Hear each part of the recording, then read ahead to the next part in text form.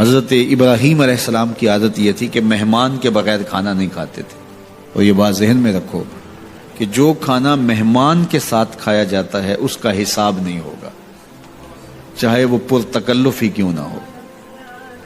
تو جب بھی بھوک ستاتی تو کسی شخص کو ڈھونڈ کے لے آتے اور اس کے ساتھ دسترخوان پہ بیٹھ کے کھانا کھاتے.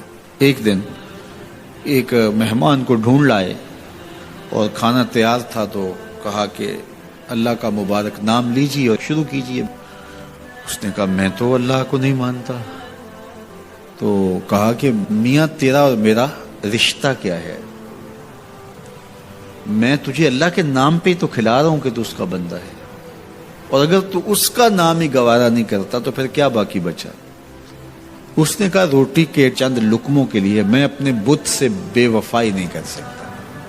میں بتوں کا پجاری ہوں اور مجھے بھوک بھی لگی ہے، لیکن میں اپنے بتوں سے بے وفائی نہیں کر سکتا.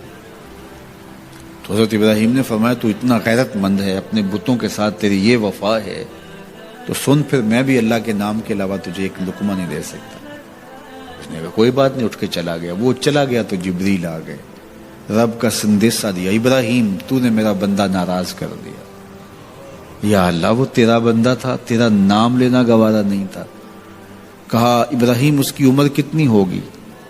مالک 70-80 کے پیٹے میں ہوگا. تو کہا اتنا عرصہ ہو گیا نا کہ میں اس کو دے رہا ہوں، تم ایک دن نہیں کھلا سکے. اب ابراہیم علیہ السلام ان کو ڈھونڈ رہا، وہ پہاڑ چڑھ رہا تھا تو آواز دی او میاں آ جاؤ کھانا ٹھنڈا ہو رہا ہے. اس نے کہا آ جاؤں گا لیکن تمہارے رب کا نام نہیں لوں گا. کہا نہ لینا، آ جاؤ. آیا دسترخوان پہ بیٹھا، کھانا شروع ہوا تو کہنے لگا کہ پہلے تو بڑے غصے میں تھے، جلال میں تھے کہ رب کا نام نہیں لوگے تو کھانا نہیں دوں گا، ایک دم تبدیلی کیسے آ گئی؟ کہا اسی رب کا سندیسہ آیا ہے کہ مجھے بھی تو اتنا عرصہ ہوا کہ دے رہا ہوں، تم ایک دن نہیں دے سکے. تو اس نے کہا تیرا رب اتنا مہربان ہے تو مجھے بھی اس اپنے رب کا غلام بنا لے.